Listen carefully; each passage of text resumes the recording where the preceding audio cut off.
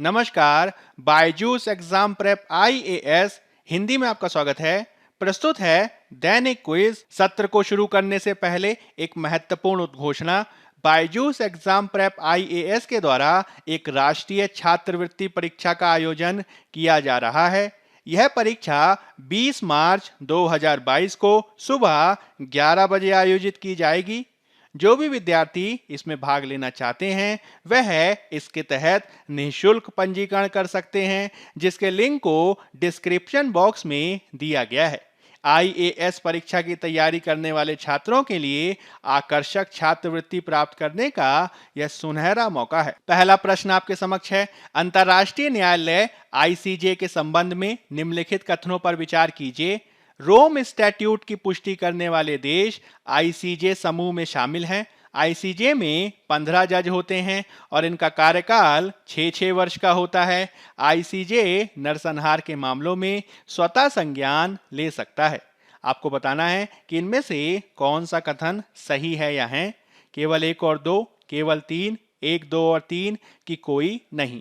अंतर्राष्ट्रीय न्यायालय, जिसे हम इंटरनेशनल कोर्ट ऑफ जस्टिस के रूप में जानते हैं, इसके बारे में आप ये ध्यान रखेंगे कि यह है संयुक्त राष्ट्र के 6 महत्वपूर्ण अंगों में से एक है, जिसको एक महत्वपूर्ण न्यायिक अंग माना जाता है। संयुक्त राष्ट्र के सभी सदस्य देश स्वतः ही इसके पक्षकार हैं, जो मुख्य रूप से 15 न्यायाधीशों से मिलकर बना होता है, जिन्हें 9 साल के कार्यकाल के लिए चुना जाता है। आपको यह भी ध्यान रखना है कि आईसीजे स्वतः संज्ञान लेकर कोई केस नहीं ले सकता।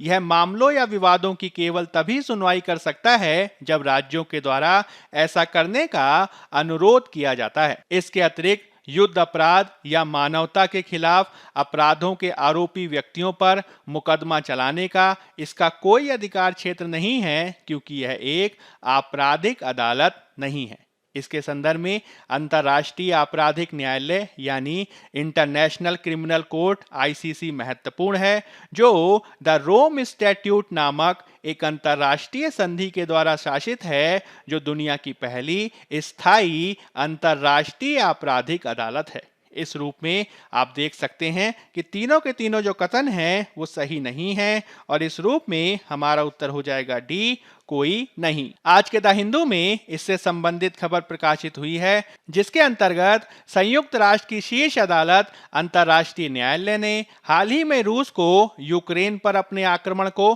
निलंबित करने का आदेश दिया है, और उसके द्वारा मॉस्को के बल प्रयोग से अत्यंत चिंता जाहिर की गई है। अगला प्रश्न आपके समक्ष है। निम्नलिखित में से कौन सा या से कथन सही है या है। नागरिकता देने की शक्ति गृह मंत्रालय के पास है। विदेशियों को निष्कासित करने की भारत सरकार की शक्ति निरपेक्ष और असीमित है। आपके विकल्प हैं केवल 1, केवल 2, 1 और 2 दोनों की ना तो 1 ना ही 2। नागरिकता के संदर्भ में आपको ध्यान रखना है कि भारतीय संवैधानिक व्यवस्था के तहत इसे संघ सूची में सूचीबद्ध किया गया है, और इसके विवरण को आप अनुच्छेद 5 से 11 में प्राप्त कर सकते हैं। इसके अतिरिक्त इससे संबंधित जो प्रावधान है वह नागरिकता अधिनियम 1955 के तहत सूचीबद्ध किए गए हैं, जिसके अंतर्गत जन्म, वंश, पंजीकरण और देशीकरण आदि के माध्यम से नागरिकता प्राप्त की जा सकती है। इसके अंतर्गत देशीकरण के द्वारा भारत की नागरिकता एक विदेशी के द्वारा तब प्राप्त की जा सकती है जो आमतौर पर भारत में 12 वर्ष रहा है। इसमें आवेदन की तारीख से ठीक पहले के 12 महीने निवास करना आवश्यक है, और उन 12 महीनों से पहले के 14 वर्षों में कुल मिलाकर उसके द्वारा 11 साल और निवास किया जाना चाहिए।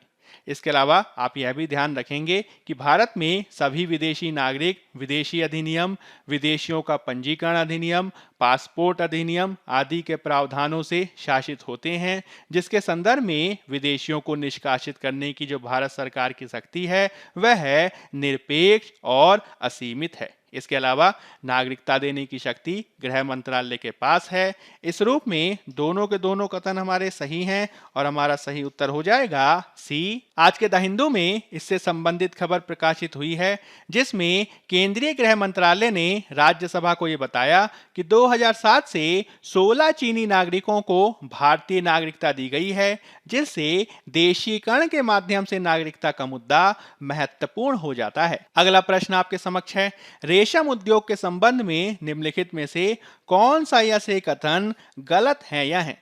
भारत विश्व का सबसे बड़ा रेशम उत्पादक देश है। भारत एकमात्र देश है जो सभी 5 ज्ञात वाणिज्यिक रेशमों का उत्पादन करता है। आंध्र प्रदेश के अरणी रेशम को भौगोलिक संकेतक का दर्जा प्राप्त है। आपके विकल्प हैं केवल 1, केवल 2, केवल 1 और 3 कि केवल 2 और 3। रेशम उद्योग के बारे में आप कुछ महत्वपूर्ण तथ्य याद रखेंगे, जिसके तहत चीन के बाद भारत विश्व में दुनिया का दूसरा सबसे बड़ा उत्पादक है और वह दुनिया का एकमात्र ऐसा देश भी है जो वाणिज्यिक पैमाने पर रेशम की सभी 5 किस्मों का उत्पादन करता है। इसमें मलबरी, ओक टसर, उष्णकटिबंधीय तसर, मूगा और एरी महत्वपूर्ण है। इसके अलावा आपको ये ध्यान रखना है कि अरनी सिल्क की साड़ी अथवा रेशम तमिलनाडु के अरनी में बनाई जाने वाली पारंपरिक साड़ी है, जिसे भारत सरकार से भौगोलिक संकेतक का दर्जा भी प्राप्त हुआ है। इस रूप में आप देख सकते हैं कि केवल दूसरा ही कथन ऐसा है जो सही है, पहला और तीसरा कथन सही नहीं है। और चूंकि हमें गलत कथन की पहचान करनी थी, इसलिए हमारा सही उत्तर हो जाएगा सी। आज के पत्र सूचना कार्यालय में इससे संबंधित खबर प्रकाशित हुई है। अगला प्रश्न आपके समक्ष है, डीप ओशन मिशन के संबंध में निम्नलिखित कथनों में से कौन सा या से सही है या है? यह एक केंद्रीय योजना है जिसके तहत सरकार का उद्देश्य पानी के नीचे की दुनिया की खोज उसी तरह से करना है जैसे इसरो अंतरिक्ष की करता है। इस महत्वाकांक्षी परियोजना का प्रबंधन विज्ञान और प्रौद्योगिकी मंत्रालय द्वारा किया जाएगा। आपके विकल्प हैं केवल 1, केवल 2, 1 और 2 दोनों कि ना तो 1 ना ही 2। डीप ओशन मिशन के संदर्भ में आप ये ध्यान रखेंगे कि यह एक केंद्रीय क्षेत्रक योजना है जहां सरकार का उद्देश्य पानी के नीचे की दुनिया की खोज उसी प्रकार से करना है जैसे इसरो अंतरिक्ष के लिए करता है। इसके तहत आपको यह भी ध्यान रखना है कि डीप ओशन मिशन पृथ्वी विज्ञान मंत्रालय के द्वारा लॉन्च किया गया है तथा इसे इसरो का सहयोग प्राप्त है। इसके अंतर्गत national institute of ocean technology 3 मानवों को 6000 मीटर समुद्र की गहराई तक ले जाने वाली क्षमता की एक पनडुब्बी भी विकसित किया है और साथ ही डीप ओशन मिशन की कुल अनुमानित लागत 5 साल की अवधि के लिए 4000 करोड़ से अधिक आंकी गई है। इस रूप में यदि हम देखें तो केवल पहला हमारा कथन सही है, दूसरा हमारा कथन सही नहीं है और इस रूप में हमारा सही उत्तर हो जाएगा ए। आज के पत्र सूचना कार्यालय में इससे संबंधित खबर प्रकाशित हुई है। अब हम यूपीएससी के द्वारा 2021 में पूछे गए प्रश्न को देख लेते हैं। निम्नलिखित प्राणियों पर विचार कीजिए, हेजहॉग, मार्मोट, पेंगोलिन। उपर्युक्त में से कौन सा या से जीव परभक्षियों द्वारा पकड़े जाने की संभावना को कम करने के लिए स्वयं को लपेटकर अपने सुभेद्य अंगों की रक्षा करता है या करते हैं? केवल 1 और 2, केवल 2, केवल 3 कि केवल 1 और 3। हेजहॉग के संदर्भ में आपको ये ध्यान रखना है कि ये छोटे निशाचर कांटेदार स्तनधारी हैं। जब ये डरते हैं या नाराज होते हैं तो ये खुद को एक गेंद के रूप में ढाल देते हैं ताकि एक शिकारी इनकी तेज कांटेदार रीढ़ को पूरा महसूस करे और फिर हेजहॉग को अकेला छोड़ दे। इसके अलावा मरमोट्स के बारे में आपको ध्यान रखना है कि यह अपेक्षाकृत बड़े आकार की जमीनी गिलहरी होती हैं जो खुद को बचाने के लिए लुढ़कती नहीं हैं। इसके अलावा आपको ध्यान रखना है कि पेंगोलिन स्तनधारी हैं, जो एकमात्र ऐसे स्तनधारी हैं जो पूरी तरीके से शल्कों से ढके हुए हैं और जब इन पर खतरा आता है तो वे खुद को एक गेंद में ढाल लेते हैं और खुद को बचाने के लिए तेज शल्क वाली पूंछ का उपयोग करते हैं। इस रूप में आप ध्यान रख सकते हैं कि हेजहॉग और पेंगोलिन ही ऐसे जीव हैं जो परभक्षियों द्वारा पकड़े जाने की संभावना के लिए अपने सुभेद्य अंगों की रक्षा करने के संदर्भ में खुद को लपेट लेते हैं। इस रूप में हमारा सही उत्तर हो जाएगा डी। अब हम आज के तथ्य यानी फैक्ट ऑफ द डे की बात कर लेते हैं, जिसमें हम बात करेंगे राष्ट्रीय ई विधान एप्लीकेशन यानी नेवा पर। देश के सभी विधानसभाओं के कामकाज को कागज रहित बनाने तथा डिजिटल विधायिकाओं हेतु एक mission mode project national e विधान एप्लीकेशन नेवा डिजिटल इंडिया प्रोग्राम के तहत वन नेशन वन एप्लीकेशन की थीम पर विकसित किया गया है। संसदीय कार्य मंत्रालय सभी राज्यों केंद्र शासित प्रदेशों के विधान मंडलों में इसके कार्यान्वयन के लिए नोडल मंत्रालय है। ई विधान के लिए वित्त पोषण संसदीय कार्य मंत्रालय द्वारा प्रदान किया जाता है और इलेक्ट्रॉनिक्स और सूचना प्रौद्योगिकी मंत्रालय के द्वारा तकनीकी सहायता प्रदान की जाती है। यदि हम इसके उद्देश्य और मुख्य विशेषताओं की बात करें तो इसका उद्देश्य देश की सभी विधायिकाओं को एक मंच पर लाना है, जिससे कई ऐप्स की जटिलता के बिना एक विशाल डेटा डिपॉजिटरी का निर्माण हो सके।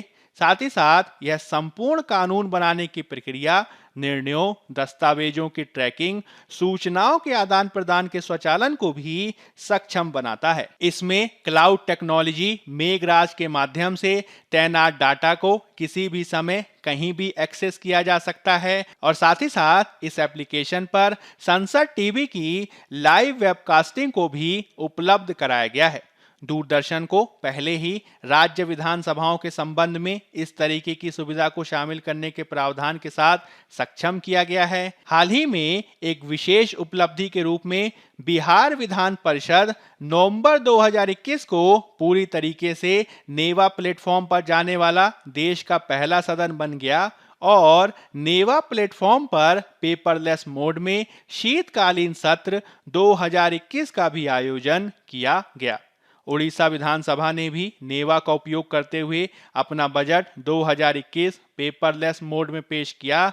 धीरे धीरे अन्य सदन भी यही रास्ता अपना रहे हैं। इससे सभी राज्य विधानसभाओं के कामकाज में उल्लेखनीय परिवर्तन दिखाई देगा, जो संघवाद को भी प्रोत्साहित करने जा रहा है। दैनिक क्विज के आज के सत्र में फिलहाल इतना ही। धन्यवाद।